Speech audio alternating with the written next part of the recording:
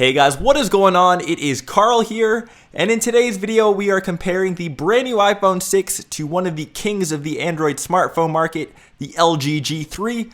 We'll kick things off with the biggest difference, which is screen size.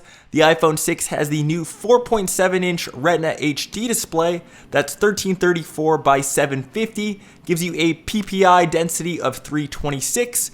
The LG G3, on the other hand, has a crazy 5.5-inch screen with a 2560 by 1440 resolution, that's 2K, with a pixel density of 534. And you might see that there's not too big of a difference in overall size, and I feel that's because of LG's superior design.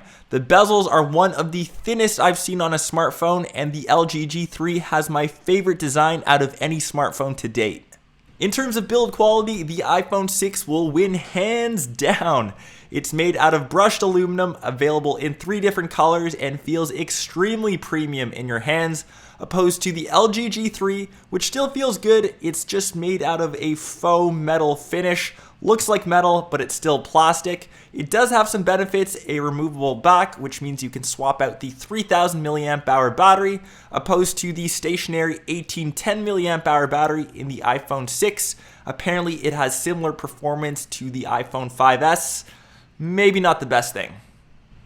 Looking at overall dimensions, the LG G3, which I thought was extremely thin at 8.9 millimeters, is dwarfed by the extremely thin iPhone 6, which is only 6.9 millimeters. This is one of the thinnest devices that I've used, and I love this from Apple. In terms of performance, we'll run a fan fave boot up test just to see which device loads up first. We'll talk about performance underneath the hood.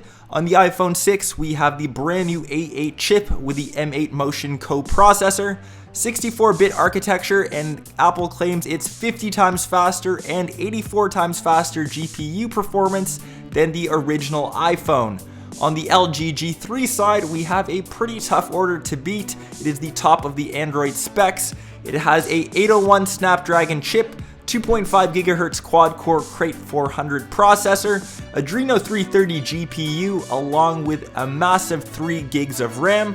We're comparing this to the only 1 gig found on the iPhone 6, but just remember that they are running different operating systems. We have iOS 8 on the iPhone 6, as well as Android KitKat 4.4.2 with LG Skin over top. The boot up test revealed that the iPhone 6 loaded a bit faster. It took a while for the animations and widgets to load on the G3. And now we'll run a standard benchmark. This is Geekbench 3. We'll run it on both devices to see the single score performance as well as multi-score performance.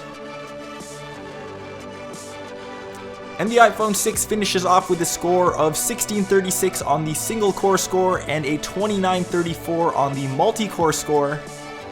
It's taking slightly longer on the G3, and we have a 989 on the single core score and a 2639 on the multi-core score. Now we'll do some real world testing, see some app loading times. We'll start off with Angry Birds. I'm sure everyone has played one iteration of this game. The iPhone 6, slight lead, nothing too crazy. Next off, Evernote, a popular note-taking app. Almost identical. Social media time, hitting up Facebook. iPhone 6 maybe by a whisker. Next off, we've got Instagram. Once again, iPhone 6 by not even half a second. And next off, we'll load up Google Maps to see some rendering times. And both are loading almost the same. I can't really tell too much of a difference. And pinching to zoom is smooth on both devices. Next off, hit up some Twitter. Maybe the G3 took a slight lead there, but once again the difference is minimal. Scrolling through, no problems on both devices. And we'll test out one last app, Temple Run 2, and the winner is the iPhone 6, but not by that much. I'm sure if you have either of these devices, you won't be disappointed in the performance. One thing to note though, I do prefer the color outlook on the iPhone 6 compared to the G3. The G3 just seems a bit washed out and isn't as bright and saturated. And that wraps up my video comparison of the brand new iPhone 6 against the LG G3. Make sure you leave down below in the comments which device you'd rather use. And also, if you guys already haven't hit that subscribe button, do so you're up to date when I release all my new content. I've got way more iPhone 6 coverage coming out in the next couple of days. I hope you guys liked this video. If you did, remember that thumbs up button down below, and I will catch the rest of you in my next episode. Peace!